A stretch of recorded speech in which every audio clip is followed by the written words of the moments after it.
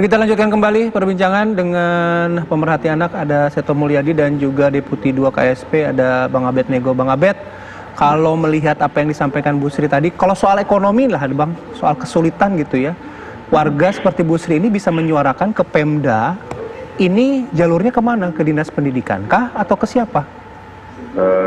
Ini yang memang perlu sekali mendapat perhatian ya, karena kalau kita lihat di dalam pengelolaan pendidikan itu juga sekolah, kemudian juga berkaitan juga dengan dinas pendidikan di daerah. Jadi ini memang menjadi sangat penting, dan kemudian kan kalau kita lihat sampai dengan sekarang, ini juga perlu jadi perhatian, termasuk perhatian kami, itu semua saluran komunikasi keluhan itu gitu ya, itu banyak sekali itu memang kita dengarkan tuh langsung dari publik gitu ya, dari masyarakat gitu.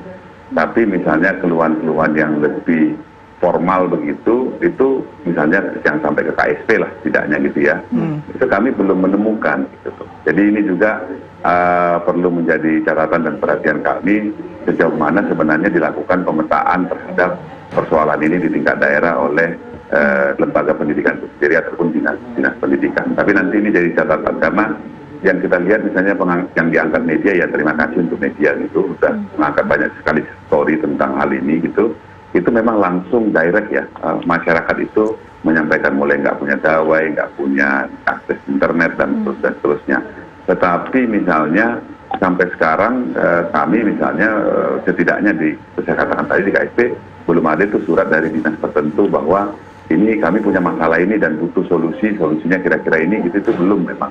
Jadi saya perlu melihat ini juga apakah memang problem ini menjadi problem bersama atau dilihat ini hanya problem antara Kementerian Pendidikan dengan peserta didik gitu. Ini yang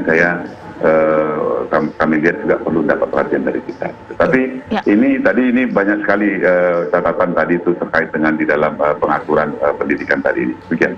Itu kok dari tadi untuk sisi ekonominya, tapi bagaimana untuk kemudian misalnya untuk kurikulumnya gitu. Tadi juga sempat disampaikan oleh orang tua tadi Bu Sri yang mengatakan dari pagi sampai siang. Kalau dari Kak Seto nih sebetulnya bagaimana Kak Seto di tengah pandemi saat ini, bagaimana sih sebetulnya harusnya ya tata cara atau penataan untuk sistem ini seperti apa? Iya, baik Mbak Gita.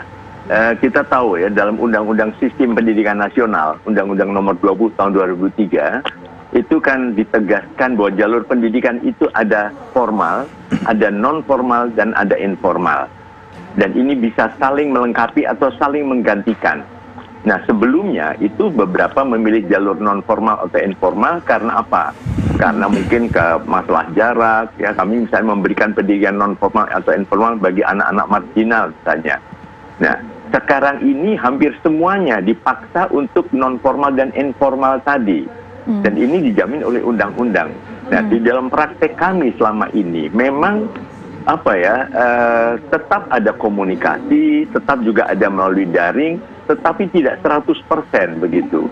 Jadi dalam keadaan demikian, tadi saya sampaikan bahwa keadaan darurat, kurikulum darurat ini bukan sekedar ditentukan oleh pemerintah atau Kementerian Pendidikan dan Kebudayaan, tapi disiasati oleh para guru dan orang tua. Jadi dalam hal ini bisa dilakukan demikian, daringnya itu mungkin paling tinggi 25%. Karena apa? Selebihnya kan pada kreativitas, karena anak-anak akan belajar bukan jadi robot kan, dan mohon istilahnya bukan belajar dari rumah. Jadi seolah-olah semua tersentralisasi di sekolah, semua duduk manis di depan laptop terus, apalagi tadi jadi jam 6.15 sampai jam 1 siang.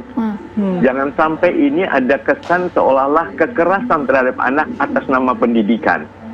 Anak harus menatap layar televisi, ini juga tidak baik untuk kesehatan mata, juga konsentrasinya juga tidak akan sepenuhnya, dan tadi akhirnya yang semuanya jadi darting tadi gitu. Jadi disiasatilah ini semua dengan kreatif. Nah, disiasati ini seperti apa yang kemudian harus dilakukan oleh para guru dan juga orang tua, Kak Seto? Mungkin ada contoh kali Kak Seto. Iya, tadi juga salah satu Bapak mungkin Pak Amin juga mengusulkan misalnya kembali ada panduan umum melalui TVRI misalnya, semua bisa menangkap ya, artinya panduan umum saja. Nah, selebihnya itu orang tua bisa melakukan, tetapi juga tetap komunikasi dengan guru. Jadi yang berkomunikasi yang lebih utama adalah orang tua dengan guru.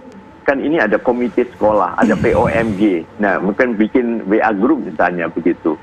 Nah, selebihnya juga tadi kan pemahaman kurikulum darurat ini tidak semua kompetensinya dipenuhi, tapi kompetensi inti saja. Tadi Bapak Abednego sudah menjelaskan itu juga.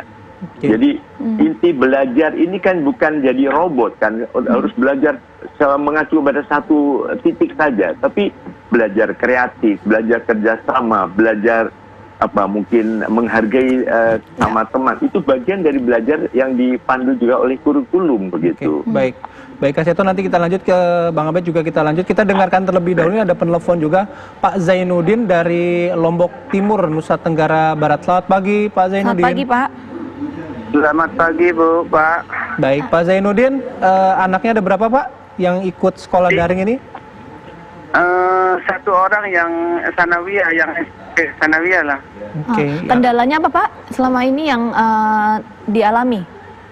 Begini Bu, masalahnya anak saya ini kan yang SD ini sekolahnya itu kira-kira 2 kali seminggu lah. Itu belajarnya paling banyak itu 2 jam. Sebenarnya kalau kita kan di daerah perkampungan Bu, jadi kalau bisa itu sekolahnya itu rasa nggak berpengaruh sama, nggak terlalu banyak berpengaruh sama masalah ini itu. Mereka kan belajarnya juga di rumah kumpul itu sampai 5-6 orang Bu. Jadi kan sama saja kalau di sekolah, kalau belajar di sekolah kan bisa dibagi dalam 1 minggu 3 atau 4 kali lah.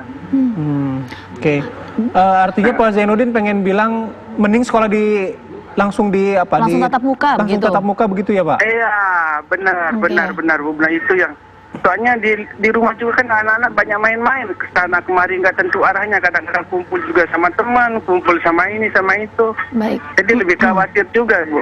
Baik. Terima kasih ya Pak Zainuddin sudah berpartisipasi pagi hari ini. Ya, saya mau ke Bang Abed. Bang Abed, mungkinkah ada diskresi kebijakan untuk pembukaan sekolah seperti tadi yang disampaikan atau disuarakan oleh Pak Zainuddin? Seperti saya sampaikan di awal tadi bahwa kebijakan itu sebenarnya diberikan ruangnya ya, tinggal nanti pemerintah daerah, kemudian juga kepala sekolah dan pengelola sekolah dan orang tua ini memutuskan. Memang saya mendapat informasi di beberapa sekolah mulai melakukan survei ke orang tua begitu, karena memang ada beberapa hal juga yang perlu dapat perhatian kita. Misalnya guru juga tidak mau atau khawatir disalahkan kalau misalnya ketemu ada kasus positif begitu ya, COVID gitu loh. Jadi dan itu bisa panjang itu urusannya, dan bahkan kemudian kita tahu di beberapa kasus misalnya guru melakukan satu tindakan aja dan kemudian itu ada yang dilaporkan dan lain sebagainya. Nah, terkait dengan kemungkinan dibukanya sekolah untuk kegiatan belajar mengajar tatap muka, ini memang sangat perlu kerjasama semua pihak. Gitu. Artinya bagaimana kalau nanti keputusan itu, misalnya saya membaca di beberapa media, Kang Emil Jawa Barat itu mengatakan akan siap membuka beberapa wilayah yang dinyatakan hijau, setidaknya zonanya itu levelnya di tingkat kecamatan begitu ya.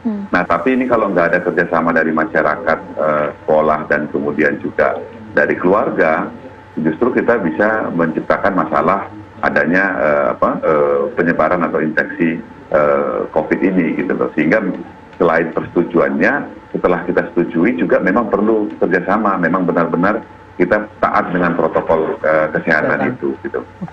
Baik, terakhir ke Kak Seto, yang mungkin bisa disampaikan untuk para pemangku kebijakan mengambil kebijakan yang mendekati ideal gitu, Kak Seto.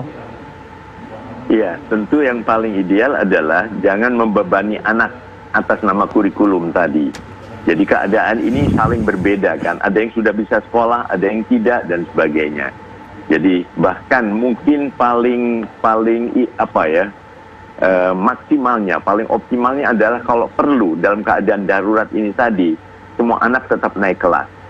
Jangan sampai anak kehilangan semangat belajarnya. Anak-anak semua senang belajar. Tetapi kalau situasi tidak memungkinkan dan juga caranya dengan cara yang tidak sesuai dengan kebiasaan anak yang sudah bertahun-tahun, yaitu bertemu dengan teman-teman dan sebagainya, maka jangan sampai dinyatakan ada yang naik kelas, ada yang tidak dan sebagainya. Jadi kurikulum untuk anak, jangan dibalik anak untuk kurikulum. Baik. Itu yang paling penting saya Baik. kira.